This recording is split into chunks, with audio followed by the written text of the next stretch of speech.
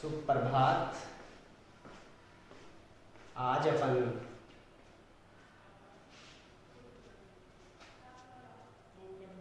व्यंजन के विषय में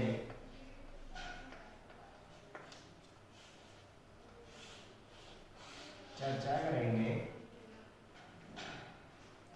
व्यंजन को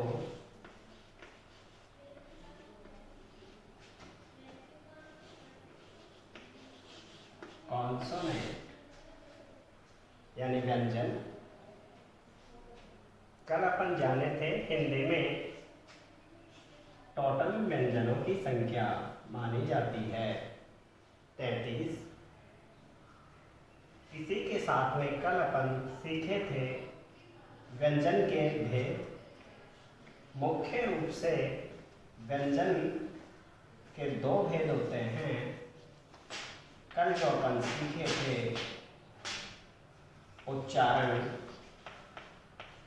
स्थान के आधार पर और वर्गीकरण। उच्चारण स्थान के आधार पर व्यंजन के वर्गीकरण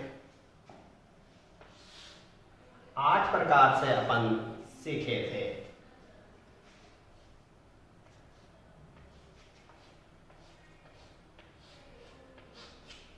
सबसे पहले प्राणवायु अपने फेफड़ों के माध्यम से कंठ के ऊपर, कंठ के माध्यम से जो ध्वनियाँ स्पर्श करती हुई निकलती हैं वो कंठे ध्वनि होती हैं।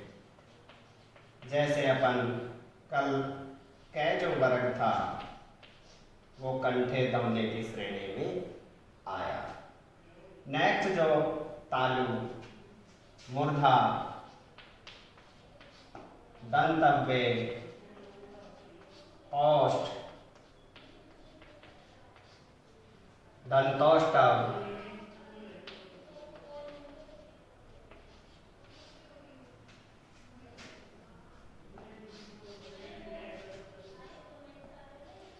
और कंठ, तालु और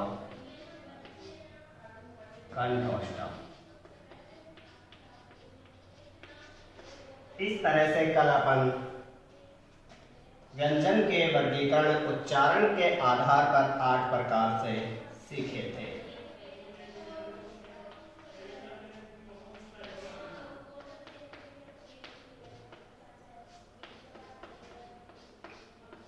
यदि आपसे पूछा जाए व्यंजन हिंदी में कुल कितने पाए जाते हैं?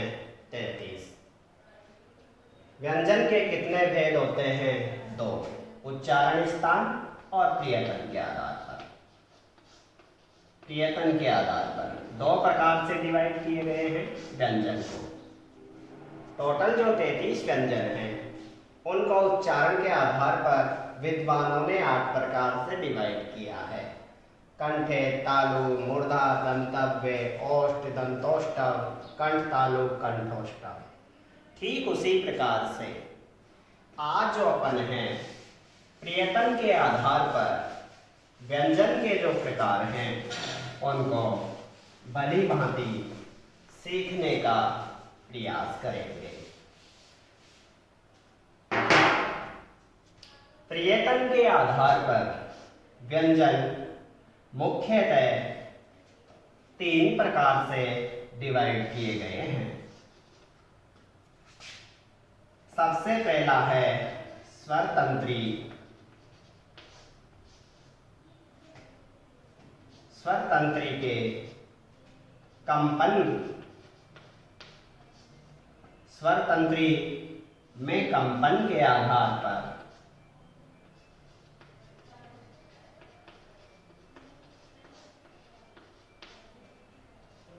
व्यंजन के प्रकार।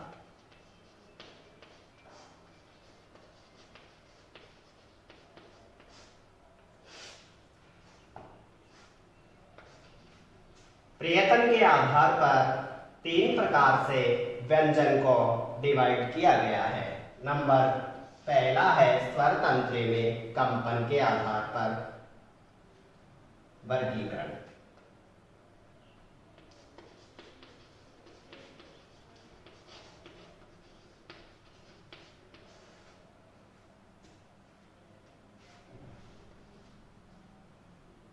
अब आप ये सीखेंगे स्वर तंत्री क्या है।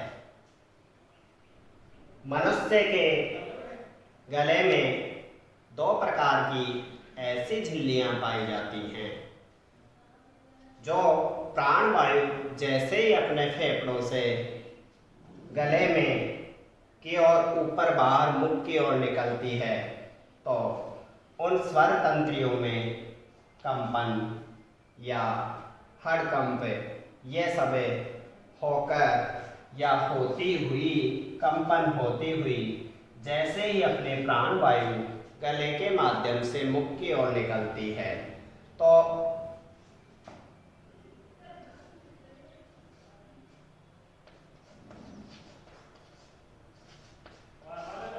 ऐसे अनेक व्यंजनों को 2 प्रकार से स्वर तंत्री के आधार पर अपन डिवाइड कर सकते हैं, सैघोष व्यंजन और ऐघोष व्यंजन। प्यारे बच्चों, अपन ये सीखने का प्रयास करेंगे कि मनुष्य जो है प्रियतन प्राणवायु जैसे ही अपने गले से कंठ को, तालु को, मुर्दा को जिह्वा स्पर्श करती हुई, दांतों को स्पर्श करती हुई, अपने होठों को स्पर्श करती हुई बाहर निकलती है तो गले में जो 2 स्वर तंत्रियां हैं उन स्वर तंत्रियों को जैसे ही प्राणवायु है स्पर्श करती हुई बाहर निकलती है तो अपने जैसे नाक, गला, वायु जैसे ये सब यानी कि मुख में जो परिवर्तन जो होते हैं या जो देखने को परिवर्तन मिलता है अर्थात उनका उच्चारण जो यानी कि गले से होते हुए प्राणवायु बाहर निकलती है उनके आधार पर व्यंजनों को स्वर तंत्री के आधार पर 2 प्रकार से डिवाइड किया गया है, सैघोष व्यंजन, ऐघोष व्यंजन। अब अपन ये जानने का प्रयास करेंगे कि सैघोष व्यंजन क्या है। इधर लेंगे अपन सैघोष व्यंजन।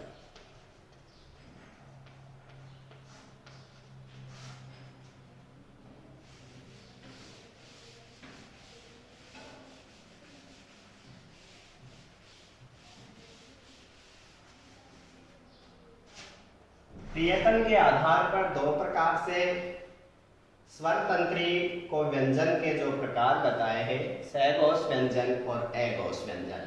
सबसे पहले अपन सैघोष व्यंजन के बारे में जानेंगे। सैघोष व्यंजन जैसे ही अपन गले में से प्राणवायु स्वर तंत्रियों को स्पर्श करती हुई बाहर की ओर निकलेगी, निकलने पर स्वर तंत्रियों में यानी ऐसा कंपन पैदा हो, कोई रुकावट नहीं आए, अर्थात जिन ध्वनियों का उच्चारण करते हुए कोई कंपन यानी कि और जो ध्वनि यानी कि पैदा हो उसको अपन कहेंगे सैघोष व्यंजन।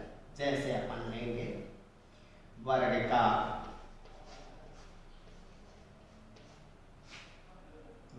का सैघोष व्यंजन में लेंगे अपन तीसरा ककहरा वर्ग का तीसरा, चौथा व 5वां वर्ण प्लस अंतस्थ व्यंजन।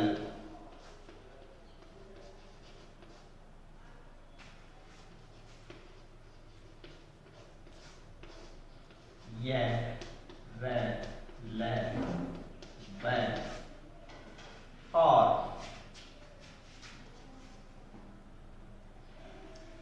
ऊष्म व्यंजन का केवल है को लेंगे अपन प्लस स्वर, टोटल स्वर आएंगे सभी सघोष व्यंजन की श्रेणी में आएंगे। अब आप लोग ये समझ रहे होंगे, ये जानने के लिए उत्सुक होंगे कि तीसरा, चौथा, पांचवा वर्ण कौन सा है, क्या है। उसको जानने के लिए आप लोग समझने के लिए इधर अपन लेते हैं, जैसे कल अपन सीखे थे, ये जो है इसी को लेते हैं जैसे एग्जाम्पल के बतौर। अब इसका वर्ग का तीसरा, जैसे ये पहला हुआ, ये सेकंड हुआ, ये थर्ड हुआ, और ये जैसे फोर्थ हुआ, और ये पांचवा हुआ।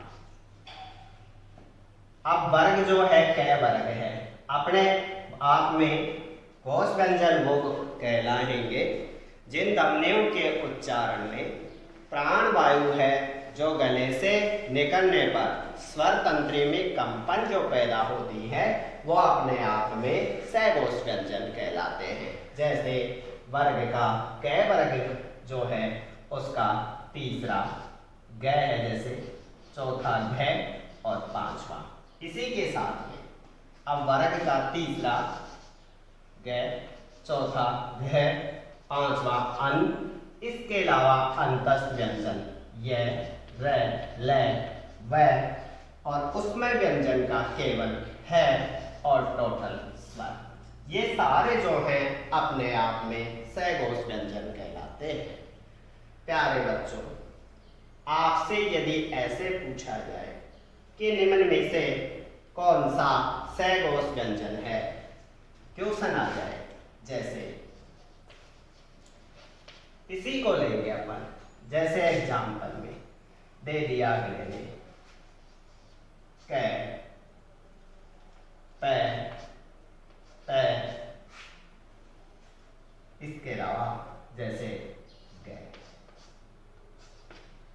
निम्न में से कौन सा सघोष व्यंजन है, तो इसका आंसर आप क्या करेंगे, सामने है वर्ग का, यदि तीसरा है तो सघोष व्यंजन, चौथा है तो सघोष व्यंजन, पांचवा है तो सघोष व्यंजन, यह अंतस्थ व्यंजन है तो सघोष व्यंजन, और है अपने आप में तो सघोष व्यंजन, और यदि स्वर है तो सघोष व्यंजन।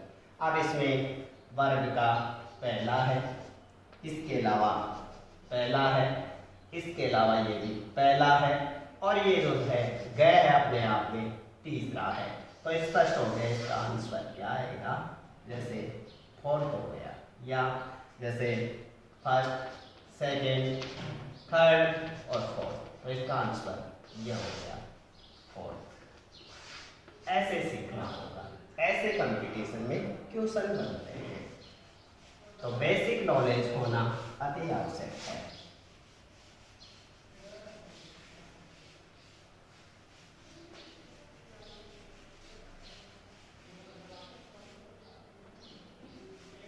किसी भी मंजिल के ऊपर चढ़ने के लिए अपने को सीढ़ियों की जैसे आवश्यकता है। अपन टिप्स बाय टिप्स से चढ़ते हुए जाएंगे तो अपनी मंजिल को पा लेंगे। यदि अपन एक साथ यहाँ से क्यों डायरेक्ट जाने की कोशिश करेंगे तो असंभव है। तो विद्या का एक रूल है, जटिल, जहाँ आपको पॉइंट्स जटिल लगे तो आप लोग एक अभ्यास की परिपाटी अपनाएं। करत करत अभ्यास के जड़मति होत सुजान, और रसरी आवत जात पे सील पर होत निशान। यदि आप विद्या में बार बार अभ्यास करेंगे तो हर यानी की जटिलता आपके लिए इजी बन जाएगी। इसी के साथ में अपन इसका दूसरा जो ले रहे थे, प्रयत्न के आधार पर 3 प्रकार से बताया। प्रयत्न के आधार पर 3 जो प्रकार बताए थे, जिसमें स्वर तंत्री के आधार पर चल रहा था। स्वर तंत्री के आधार पर 3 प्रकार से अपन व्यंजन को डिवाइड कर रहे थे। उसमें पहला अपन ने सीखा सघोष, इसको घोष व्यंजन भी कह सकते हैं या सघोष व्यंजन भी कह सकते हैं। घोष व्यंजन आपने सीखा इसकी परिभाषा कि जिनका अपन उच्चारण करेंगे तो स्वर तंत्र में कंपन पैदा हो, तो वो अपने आप में सघोष व्यंजन कहलाते हैं। अघोष व्यंजन ऐसे होंगे, प्राण वायु जैसे अपने गले की ओर ऊपर मुख की ओर निकलेगी तो उसमें जैसे स्वर तंत्रियों में कोई कंपन पैदा न हो, तो वो अपने आप में अघोष व्यंजन कहलाते हैं। तो अघोष व्यंजन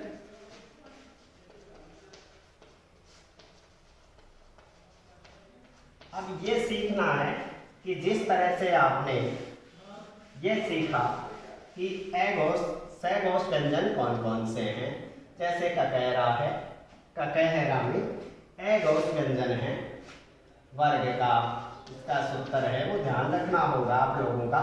ककहरा में वर्ग का, जैसे पहला वर्ग, वर्ग का पहला व दूसरा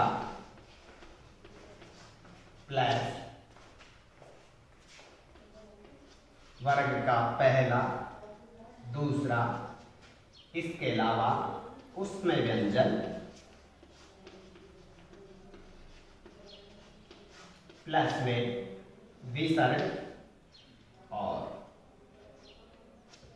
प्लस में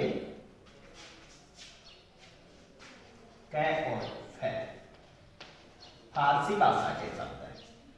अब आप लोग वही है, जैसे एग्जाम्पल अपन लेंगे, जैसे वो ले लीजिएगा कै, ख, ग, गह और अन।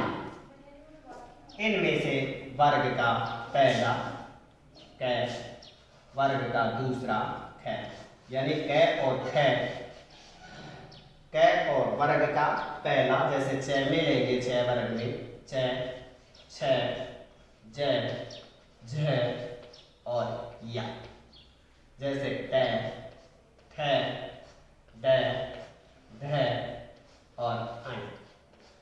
अब इसमें वर्ग का जैसे पहला, वर्ग का दूसरा, इसके अलावा उसमें व्यंजन, उसमें व्यंजन, उसमें कौन से कहलाएंगे?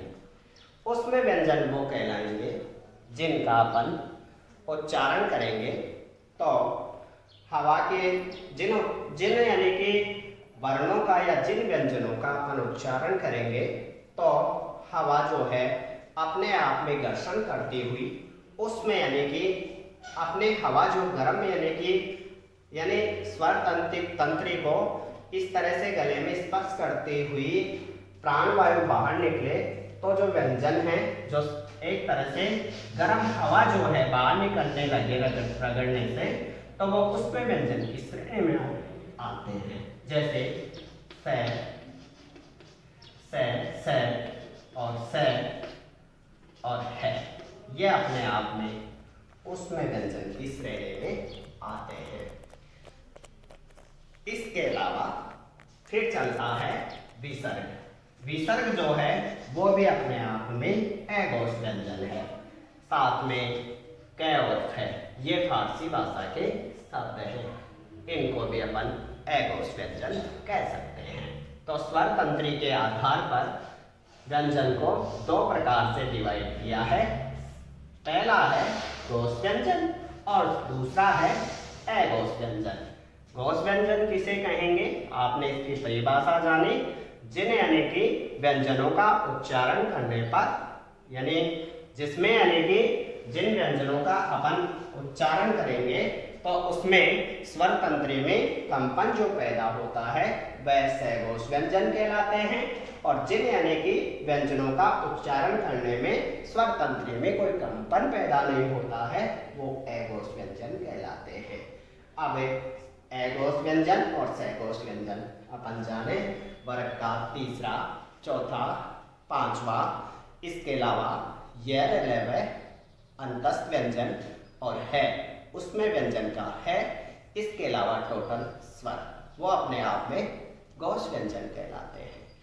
अघोष व्यंजन अपन उनको मानेंगे वर्ग का दूसरा, पहला, दूसरा, उसमें व्यंजन और विसर्ग और कै और फै, वो अपने आप में अघोष व्यंजन कहलाते हैं। तो इसमें किसी विद्यार्थी को कोई परेशानी हो तो कोई दिक्कत नहीं, निसंकोच पूछ सकता है। ऑनलाइन कमेंट्स के माध्यम से उसका आंसर अपन देने के लिए तत्पर रहेंगे, तैयार रहेंगे।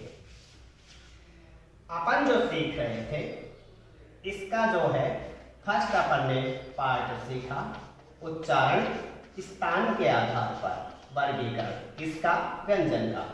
सेकंड अपन ने स्वर तंत्री के आधार पर, स्वर तंत्री के आधार पर व्यंजन के प्रकार। थर्ड जो है श्वास के आधार पर, आज अपन सीखेंगे श्वास के आधार पर, श्वास के आधार पर व्यंजन के प्रकार। उच्चारण के आधार पर सीखे अपन 8 प्रकार के हुए थे, 8। स्वर तंत्री के आधार पर 2 प्रकार के व्यंजन हुए, घोष, अघोष।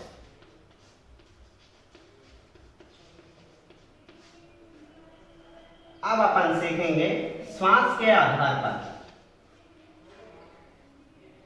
व्यंजन जो है। श्वास के आधार पर 2 प्रकार से डिवाइड किए जाते हैं। पहला है अल्प प्राण और सेकंड है महाप्राण। अल्प प्राण और महाप्राण सीखने का प्रयास करेंगे। अल्प प्राण,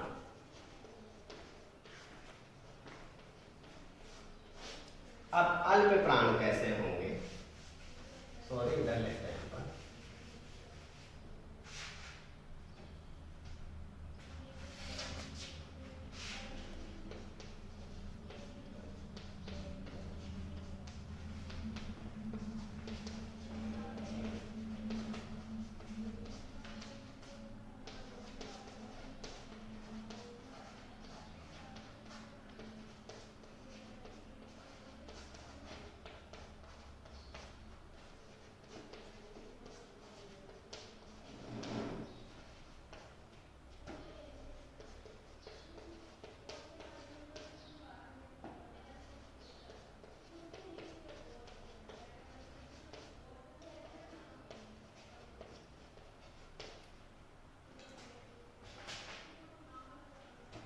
देखिएगा इनके हलंत लगाते ही अपने आप में ये व्यंजन हुए।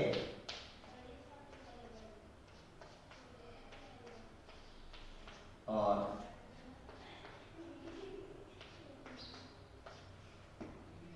यहां तक ही देंगे अपन।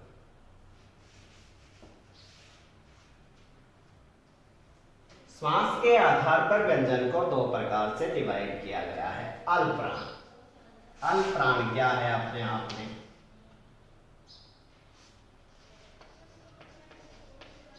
अल्प प्राण व्यंजन जिन ध्वनियों का अपन उच्चारण करेंगे तो जिनके उच्चारण में प्राण वायु है बहुत कम मात्रा में, अपने को कम मात्रा में प्राण वायु कम मात्रा में बाहर निकले, या जिन व्यंजनों का उच्चारण करने में अपने को बहुत कम यानी कि ताकत लगाने पड़े, वो कहलाएंगे अल्प प्राण। जैसे अल्प प्राण में अपन एग्जाम्पल के बतौर देखेंगे, जैसे आप उच्चारण करके देखेंगे, जैसे कै वर्ग है उसमें अपन उच्चारण करेंगे तो जिसमें प्राण वायु कम लगाने पड़े तो वो अपने आप में अल्प प्राण कहलाते हैं।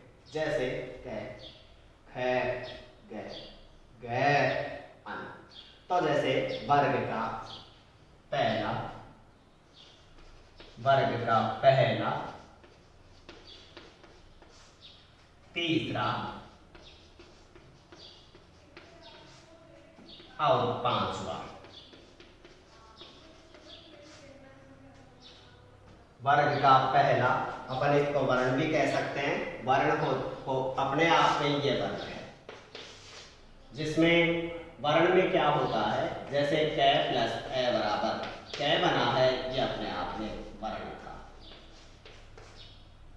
अब जो वर्ग का पहला कै, जैसे अब यहां तक ले लेंगे अपन, वर्ग का पहला जैसे फर्स्ट वर्ग का जैसे उच्चारण करेंगे कै ख, गैग है अन वर्ग का पहला, तीसरा और पांचवा।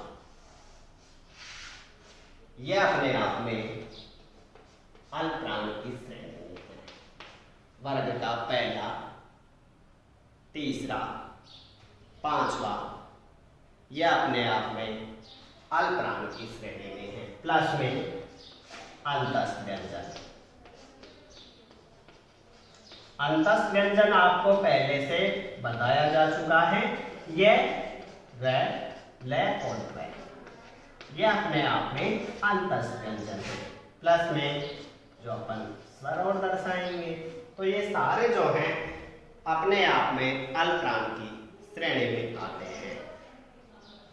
आपसे ये पूछा जाए कि जैसे निम्नलिखित में से कौन सा अल्पप्राण है, निम्नलिखित में से कौन सा अल्पप्राण है, जैसे आ जाए ख, ग, इसके अलावा झ और क, ये आ जाए। जैसे प्रश्न किया जाए आपसे, निम्नलिखित में से कौन सा अल्पप्राण है, निम्नलिखित में से कौन सा अल्पप्राण है, तो इसमें आप लोग आंसर देंगे क होगा।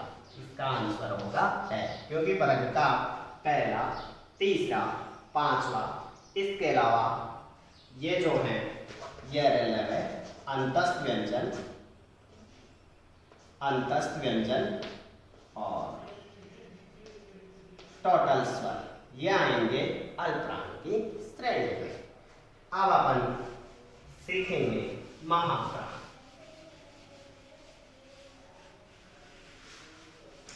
अल्पप्राण के बाद में अपन सीखेंगे महाप्राण। श्वास के आधार पर विद्वानों ने दो प्रकार से व्यंजन को डिवाइड किया है, अल्पप्राण और महाप्राण। अल्पप्राण में जिन व्यंजनों का उच्चारण में प्राण वायु कम लगाने पड़े वो अपने आप में अल्पप्राण कहलाते हैं। जिन व्यंजनों या जिन ध्वनियों का उच्चारण करने में प्राण वायु की मात्रा अधिक लगाने पड़े वो अपने आप में महाप्राण कहलाते हैं। तो प्यारे विद्यार्थियों, अपन ये जानने की कोशिश करेंगे कि व्यंजनों में अल्पप्राण कौन से हैं और महाप्राण कौन से हैं। श्वास के आधार पर व्यंजन को अपन दो प्रकार से डिवाइड कर रहे हैं, अल्पप्राण और महाप्राण। तो अपन सीखेंगे महाप्राण। अब आप ककहरा की ओर ध्यान लगाएंगे। जो शेष बचे हैं, जैसे वर्ग का दूसरा, वर्ग का दूसरा,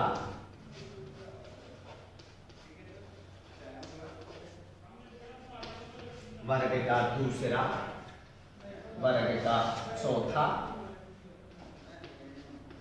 तथा चौथा प्लस उसमें व्यंजन।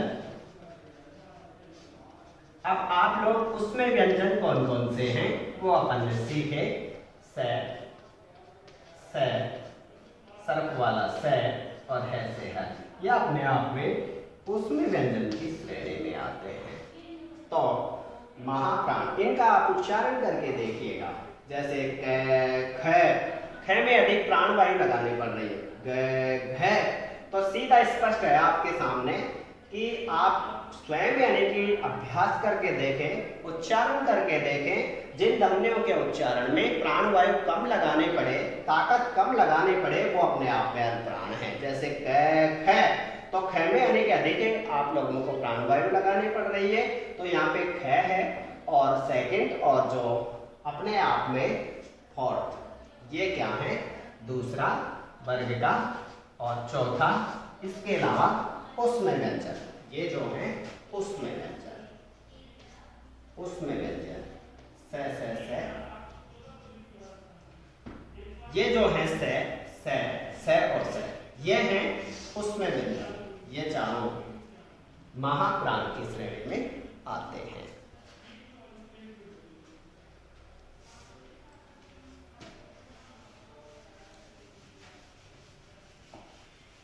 अपना जैसे आज जो कॉन्सोनेंट के संबंध में अपन चर्चा जो कर रहे थे, कल अपन सीखे थे उच्चारण के आधार पर 8 प्रकार से। फिर से एक बार समझ लीजिएगा, व्यंजन क्या होता है, जिन ध्वनियों का उच्चारण शब्दों की सहायता से किया जाता है उनको व्यंजन कहते हैं।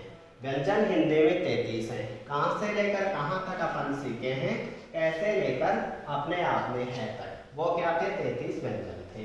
व्यंजन की परिभाषा जाने, इसका शाब्दिक अर्थ जाना, वे उपसर्ग से बना है।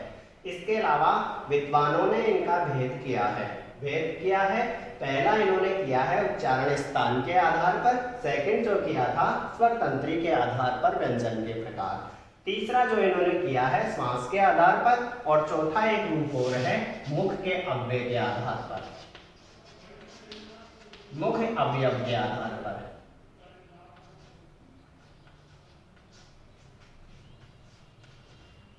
मुख अवयव, अवयव का मतलब होता है भाग। मुख अवयव के आधार पर अन्य प्रकार से डिवाइड किया है, जैसे स्पर्श व्यंजन है, संघर्षी व्यंजन है, स्पर्श संघर्षी व्यंजन है, उसमें व्यंजन है, अंतस्थ व्यंजन है, इसके अलावा पार्श्विक व्यंजन है, परकंपित व्यंजन है और संघर्षहीन व्यंजन है। इस तरह से मुख अव्यय के आधार पर विद्वानों ने इसको बांटा है। पहला अपन उच्चारण स्थान के आधार पर सीखे थे, तो पहला कंठ के आधार पर, जैसे कौन कौन से कल अपन बात करे थे, सेकंड जो तालु था, थर्ड जैसे मुर्दा था, और फोर्थ जैसे ओष्ठ था, दंतव्य था, और जैसे फाइव जैसे ओष्ठ था। इस तरह से नेक्स्ट जो था दंतोष्टम था। इसके अलावा लास्ट जो था अपना कंठ तालु था, और एट लास्ट अपन कंठ औष्ठम था। इस तरह से अपन इनका वर्गीकरण सीखे।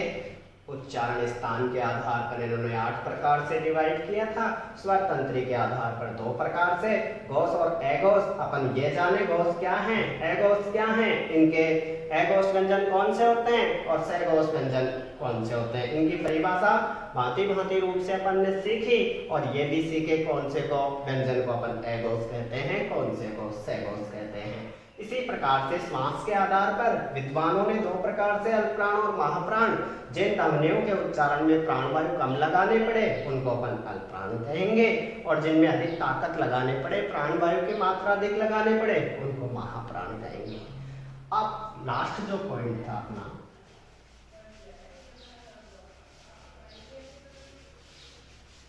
वर्ण का जो अपना व्यंजन का है कॉन्सोनेंट, आज जो है टॉपिक पूरा होने को है। इसको मुख्य अव्यय के आधार पर या मुख्य के आधार पर व्यंजन के प्रकार, बहुत इजी है, दिखने में लगता है जटिल, लेकिन अपन किसी भी कठिन को बार बार देखेंगे, समझेंगे, परखेंगे, अभ्यास करेंगे तो वो आपके लिए इजी होगा। मुख के आधार पर इन्होंने जैसे पहला किया है स्पर्श व्यंजन, समझेंगे। अब स्पर्श व्यंजन क्या होते हैं कि जैसे प्राणवायु गले की ओर बाहर निकलेगी तो अपने जैसे कहाँ कहाँ स्पर्श करते हुए, जैसे जिह्वा है, सबसे पहले अब कल आपको बच्चे से बताया था मैंने, उच्चारण के आधार पर कंठ है, तालु है, मूर्धन्य है, दंतव्य है, ओष्ठ है। तो प्राणवायु मुख की ओर बाहर जब निकलती है, फेफड़ों से ऊपर की ओर गले से होती हुई स्वर तंत्रियों को स्पर्श करती हुई, तो इसमें कैसे लेकर, अब इसमें कै वर्ग है, जैसे छह वर्ग है, छह वर्ग छह वर्ग न होके, क्योंकि छह वर्ग तो अपने आप में कै वर्ग है, तय वर्ग है, तय वर्ग है और तय वर्ग है। ये अपने आप में ये व्यंजन कहलाएंगे स्पर्श व्यंजन। इनका अपन उच्चारण करेंगे, इन व्यंजनों का अपन उच्चारण करेंगे तो अपने आप में प्राणवायु जैसे बाहर की ओर निकलेगी तो विभिन्न विभिन्न जो मुख के अवयव हैं उनको स्पर्श करते हुए बाहर निकलेंगे। जैसे कै वर्ग है, तय वर्ग है, तय वर्ग है, तय वर्ग है। सेकेंड इसने लिया है उसमें व्यंजन।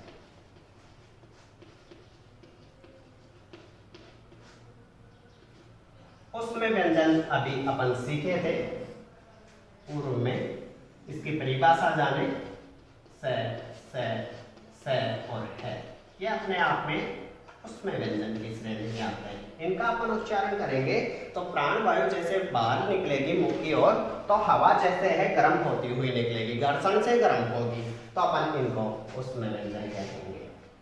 नेक्स्ट है संघर्षी व्यंजन। संघर्षी व्यंजन, संघर्षी व्यंजन अपन उनको कहेंगे जिनका उच्चारण करने में जैसे संघर्ष यानी कि अधिक करना पड़े, जैसे यानी कि जैसे जिन जिन व्यंजनों के उच्चारण करने में अपने को यानी जैसे च है, च वर्ग का अपन उच्चारण करेंगे, च वर्ग अपने आप में संघर्षी व्यंजन की श्रेणी में होगा। नेक्स्ट जो है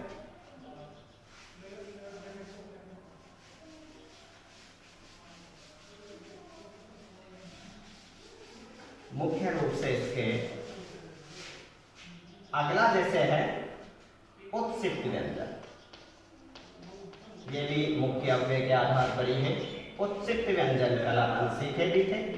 ये उत्सित व्यंजन क्या है? इनको अपन ताड़नजात भी कह सकते हैं, ताड़नजात व्यंजन भी कह सकते हैं, इनको अपन अतिरिक्त व्यंजन भी कह सकते हैं। याद रखिएगा कि निम्नलिखित में से कौन सा ताड़नजात व्यंजन है, निम्नलिखित में से कौन सा अतिरिक्त व्यंजन है? तो ढ और ढ। जिनके ढ और ढ के यहाँ पे जो डॉट लगा हुआ होता है इसको कहते हैं नुक्ता चिन्ह। नुक्ता चिन्ह कहेंगे इनको, याद रखिएगा, नुक्ता चिन्ह। तो जैसे ढ और ढ ये अपने आप में उत्सित व्यंजन है और इनको अपन ताड़नजात भी कह सकते हैं, अतिरिक्त व्यंजन भी कह सकते हैं। तो ये मुख्य के अव्यय के आधार पर व्यंजन के प्रकार हैं। नेक्स्ट इसी का जो रूप है पार्श्विक व्यंजन।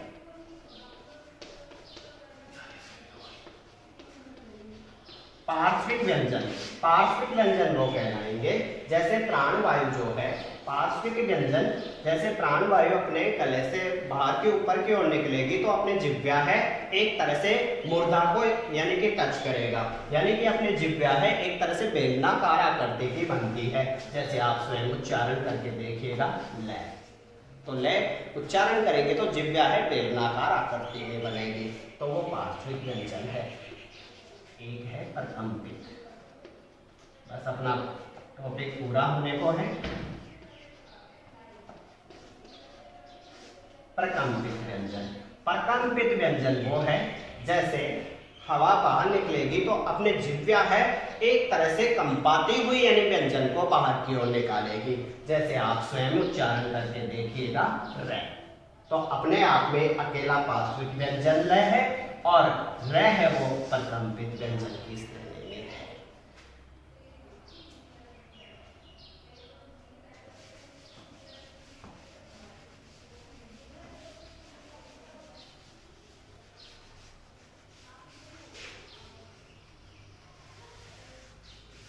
इस तरह से अपना व्यंजन का टॉपिक आज पूरा हुआ और बाकी कल अपन शुरुआत करेंगे नेक्स्ट बिंदु साथ।